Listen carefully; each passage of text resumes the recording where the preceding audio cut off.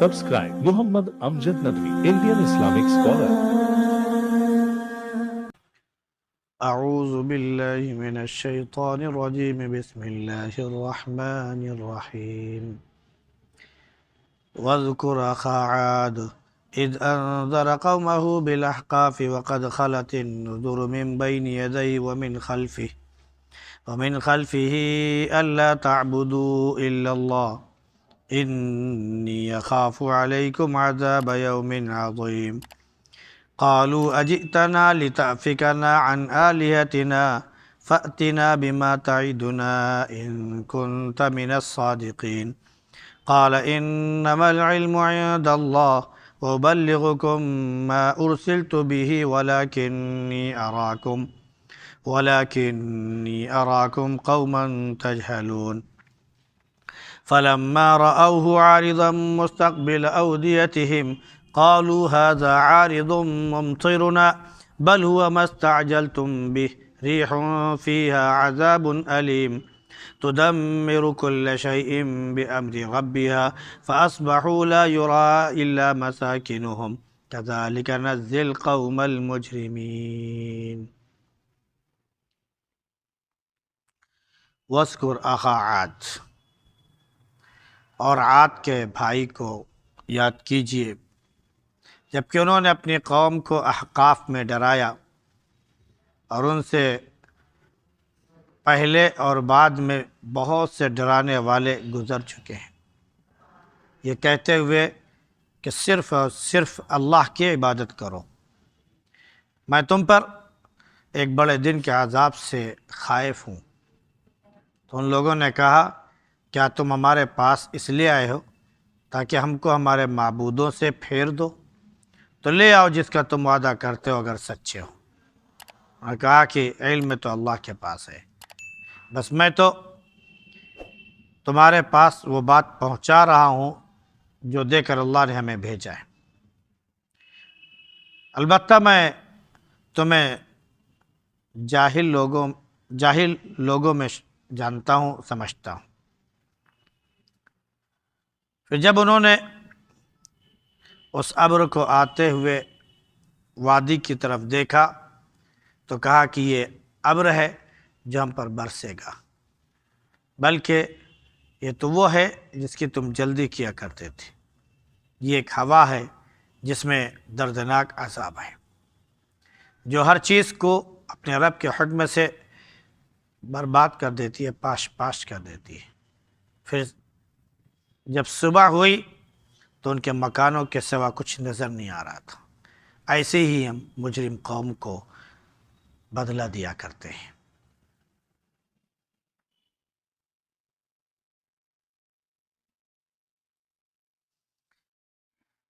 گزشتہ آیات میں فرما بردار اولاد اور نافرمان اولاد دونوں کا ذکر آیا تھا باری باری۔ فرما برداروں نے اللہ کی اطاعت کی، ماں باپ کی فرما برداری کی اور ان کے سامنے ہمیشہ اپنے بازو جھکائے رکھا، نرمی سے پیش آئے اور ہر طرح ان کی خدمت کے لیے تیار رہے۔ اور نافرمانوں نے گالیاں دیں، دھکے دیے، برا بھلا کہا وغیرہ وغیرہ، اللہ نے ان کے کیے کی سزا بھی ان کو دی۔ تو وہ لوگ ہیں جن پر بات بالکل ثابت ہو جاتی ہے۔ اس طرح کے لوگ جناتوں میں بھی ہیں، انسانوں میں بھی ہیں، بہت سے گزر چکے ہیں، بعد میں بہت سے گزر جائیں گے، لیکن حقیقت یہ کہ سب نقصان اٹھانے والے ہیں۔ اب جس نے جیسا کیا ہے ویسے اس کو درجات بھی ملیں گے، نیکی کرنے والے کو اعلیٰ درجات ملیں گے اور بدی کرنے والے کو اس کے مطابق جو ہے بدلہ ملے گا اور اس کے درجات ہوں گے۔ تو گویا کہ جنت میں بھی درجات اور جہنم میں بھی درجات اور طبقات رکھے گئے ہیں، یہ اس لیے تاکہ انسان کو اس کے کیے کا پورا بدلہ اللہ کی طرف سے مل جائے، اور اللہ ظالم نہیں ہے، وہ ظلم نہیں کرتا ہے۔ جب یہ کافر جہنم کے سامنے کھڑے کر دیے جائیں گے تو اللہ فرمائے گا کہ تم نے اپنی پاکیزہ روزی تو دنیا میں ہی ختم کر دی اور وہیں خوب لطف اندوز ہو گئے، آج تمہیں جو ہے ذلت کا عذاب اس کا مزہ چکھایا جائے گا تمہارے غرور کی وجہ سے، تکبر کی وجہ سے، اور ناحق عقل رکھنے کی وجہ سے، اور اس وجہ سے کہ تم فسق و فجور کیا کرتے تھے۔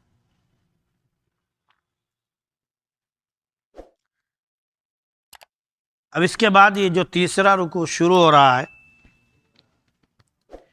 چونکہ کافروں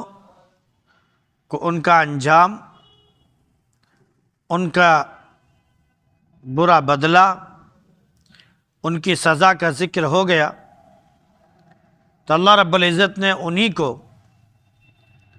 حضرت ہود علیہ السلام اور حضرت ہود علیہ السلام کی قوم جو قوم عاد کہلاتی ہے، ان کی مثال دے کر سمجھایا کہ ہم نے تمہیں بھی ہلاک کیا، تم سے پہلے بھی لوگوں کو ہلاک کیا ہے، اور جو آگے چل کر اسی راستے پر چلے گا اس کو بھی ہم تباہ و برباد کر دیں گے۔ تو حضرت ہود علیہ السلام یہ قوم عاد میں نبی بنا کر بھیجے گئے۔ ایسا نہیں ہے کہ یہ کہیں باہر سے آئے تھے، بلکہ قوم عاد کے ہی ایک فرد تھے۔ عاد ایک اس قبیلے کا کوئی بڑا شخص تھا جس کے نام پر اس قبیلے کا نام عاد پڑا، اور پھر جو ان کی ذریتیں، ان کی نسلیں تھیں، وہ سب قوم عاد کہلائیں۔ یہ یمامہ، عمان، بحرین، حضرموت اور نجران کا جو علاقہ ہے، صحرائی علاقہ جو ایک بہت بڑا بر اعظم ہے، اس پر یہ محیط ہے۔ احقاف یہ آبادی کے قابل نہیں ہے، ہاں اس کے کنارے کنارے کچھ علاقے، کچھ حصے ایسے ہیں جو اس لائق ہیں کہ وہاں پر آبادی اختیار کی جا سکتی ہے، وہاں پر رہائش اختیار کی جا سکتی ہے۔ تو جو اس طرح کے علاقے تھے، انہی میں یہ عاد ارم جو ہے یہ آباد تھے۔ اللہ رب العزت نے ان کے ہاں انبیاء بھی بھیجے، کتابیں بھی بھیجی، پہلے بھی آئے اور بعد میں بھی آئے۔ حضرت ہود علیہ السلام کو اللہ نے نبی بنا کر بھیجا، انہوں نے احقاف میں اپنے قوم کو ڈرایا اور بتایا کہ پہلے بھی انبیاء گزر چکے اور بعد میں بھی انبیاء گزر گئے، اور سب کا صرف ایک ہی کہنا تھا کہ اللہ کے سوا کسی اور کی عبادت نہ کرو۔ بس ایک بڑے دن کے عذاب کا مجھے ڈر ہے، کہیں ایسا نہ ہو کہ وہ تمہارے اوپر آ جائے، اور وہ بڑا دن قیامت کے دن ہے، کیونکہ جتنے ایام ہوں گے ان میں سب سے بڑا دن جو ہے وہ قیامت کا دن ہوگا۔ قرآن کی بعض آیت کے مطابق 1000 سال کے برابر ایک دن ہوگا، اور قرآن کی دوسری آیت کے مطابق ایک دن قیامت کا 50,000 سال کے برابر ہوگا۔ اب یہ کہ ایک آیت میں 1000، ایک آیت میں 50,000 کہا گیا، اس کا کیا مطلب ہے؟ مطلب یہ ہے کہ مومنوں کے لیے یہ اتنا لمبا دن، اتنا لمبا عرصہ لمحوں میں گزر جائے گا، ان کو پتہ نہیں چلے گا، وہ اپنے خوشگپیوں میں ہی مگن ہو گئے کہ پورا وقت گزر جائے گا، اور ان کو حکم ہوگا کہ اب آپ لوگ جنت میں چلے جائیے۔ لیکن جو برے ہیں، کافر اور مشرک ہیں، تو انہوں نے جتنی برائیاں کی ہیں اسی اعتبار سے یہ دن ان کے لیے لمبا ہو جائے گا اور دشوار ترین ہو جائے گا۔ اب کسی کے لیے 1000 سال کے برابر اور کسی کے لیے 50,000 سال کے برابر لگے گا۔ جیسے ایک مریض ہوتا ہے، ایک ہوتا ہے کہ بخار وغیرہ اس کو آیا، تھوڑی دیر وہ تکلیف میں مبتلا رہا، دوا وغیرہ کھائی، افاقہ ہوا، سو گیا، صبح آنکھ کھولی، تو اس مریض کو پتہ نہیں چلتا کہ رات کتنی لمبی تھی۔ لیکن ایک یہ ہے کہ مریض کسی درد میں، کسی تکلیف میں مبتلا ہے، اور اس کے بعد سب سو گئے ہیں، درد کی وجہ سے وہ نہیں سو سکا ہے، تو وہی 10 گھنٹے کی رات اس کے لیے پہاڑ بن جاتی ہے، اتنی لمبی رات ہو جاتی ہے کہ وہ اکتا جاتا ہے اور بار بار اپنے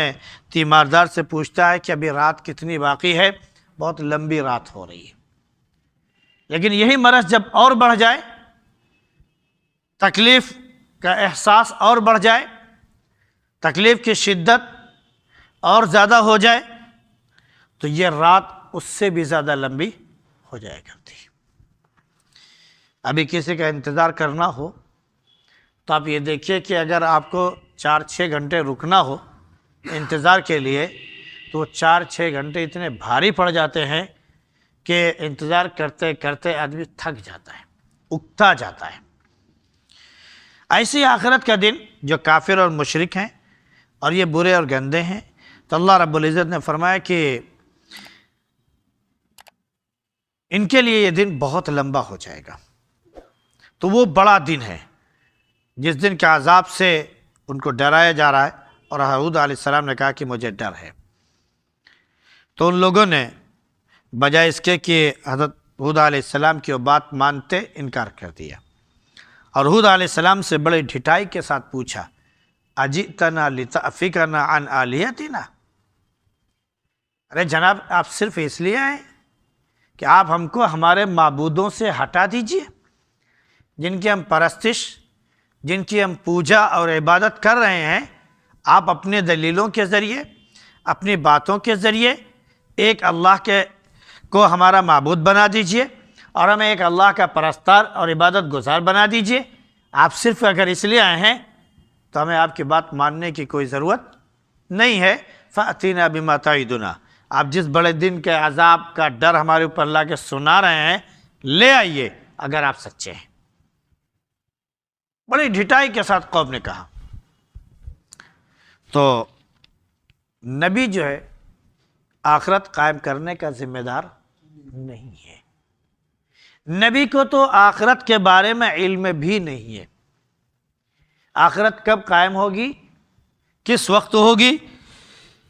کسی بھی نبی کو اس کے بارے میں معلوم نہیں ہے۔ صحیح وقت صرف اور صرف اللہ رب العزت کو معلوم ہے۔ ہاں، انبیاء علیہ السلام کو یہ کہا گیا کہ آپ قیامت کے دن سے، ایک بڑے دن سے لوگوں کو ڈرائیے اور بتائیے کہ وہ دن آئے گا، حساب کتاب ہوگا، اور اس کے بعد اس کو جزا یا سزا ملے گی، جو جیسا ہوگا ویسے اس کو بدلہ ملے گا۔ تو انبیاء علیہ السلام نے آخرت سے ڈرایا۔ جب قوم نے کہا کہ وہ دن لے کے آئیے اگر سچے ہیں،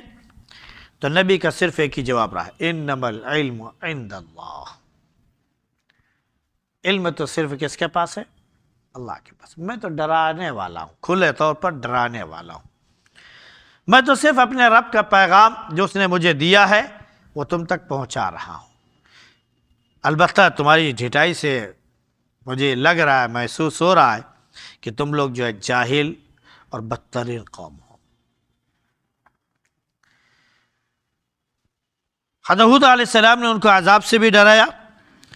دنیا کے عذاب سے بھی ڈرایا، اور آخرت کے عذاب سے بھی ڈرایا۔ جب وہ نہیں مانے تو اللہ رب العزت نے ان کے اوپر دنیا میں مصیبت اور آفت ڈال دی، اور وہ اس طور پر کہ اللہ رب العزت نے ان کے اوپر عذاب بھیجا، اور عذاب جو ہے وہ ابر کی شکل میں آیا، جس کو انہوں نے سمجھا کہ یہ بارش کا بادل ہے اور اس کے ذریعے ان کے اوپر بارش ہوگی، ان کی کھیتیاں لہلہا جائیں گی، ان کے باغات ہرے بھرے ہو جائیں گے، سرسبز و شاداب ہو جائیں گے، درخت پھلدار ہو جائیں گے، وغیرہ وغیرہ۔ جو ان کی سوچیں تھی اس کے مطابق اس ابر کو انہوں نے دیکھا۔ حضرت ہود علیہ السلام نے ان کو کہا کہ تم نادان لوگ ہو، یہ ابر بارش کا نہیں ہے، بلکہ یہ ابر وہ ہے جس کے بارے میں تمہیں بڑی جلدی تھی۔ یہ ایک تند تیز ہوا آندھی ہے جس میں دردناک عذاب پوشیدہ ہے، اور یہ آندھی ہر چیز کو ختم کر دے گی اپنے رب کے حکم سے، یہ پاش پاش کر دے گی، کوئی چیز باقی نہیں رہے گی۔ پھر جب صبح ہوئی تو پوری کی پوری قوم تباہ برباد ہو گئی، پوری کی پوری قوم تباہ و برباد ہو گئی، ان کے کھنڈر، ان کے گھر صرف دکھائی پڑ رہے تھے، قوم کا ایک فرد بھی نظر نہیں آ رہا تھا۔ انہیں کے بارے میں ایک دوسری جگہ کہا کانہم اعجاز نخل خاویہ، چونکہ قوم عاد کے لوگ بڑے لمبے تڑنگے ہوا کرتے تھے، بہت لمبے لمبے ہوتے تھے، ان کی عمریں بھی 800 700 اس طرح ان کی عمریں بھی 100 سال ہوا کرتی تھی، یعنی 700 سال 800 سال 1000 سال اس طرح کے آس پاس جو ہے وہ زندگی گزارا کرتے تھے۔ اللہ رب العزت نے ان کو بڑی لمبی عمریں دی، لیکن وہ ماننے والے نہیں تھے، تو اللہ رب العزت نے جب ان کے اوپر عذاب بھیجا تو وہ سب کے سب ختم ہو گئے، صبح کو کوئی زندہ باقی نہیں رہا، اب صرف ان کے مکانات، ان کے کھنڈر تھے۔ تو اللہ رب العزت نے ادھر بھی اشارہ کر دیا کہ لا یرا الا مساکنہم، ان کے گھر کے سوا کچھ نظر نہیں آ رہا تھا۔ یہ جو تند تیز آندھی اور طوفان آیا، یہ مسلسل 7 لیال و 8 ایام، 7 رات اور 8 دن مسلسل یہ تند تیز ہوا چلتی رہی۔ اس کے بارے میں بیان کیا جاتا ہے کہ اتنی تیز یہ آندھی تھی کہ وہ برداشت نہیں کر پا رہے تھے، اگر وہ ناک بند کرتے تو دم گھٹنے لگتا، ناک سے اپنا کپڑا اپنا ہاتھ ہٹا دیتے تو اتنی تیزی کے ساتھ ناک میں ہوا گھستی کہ سانس لینا ان کا مشکل ہو گیا، بلکہ نوبت یہاں تک آئی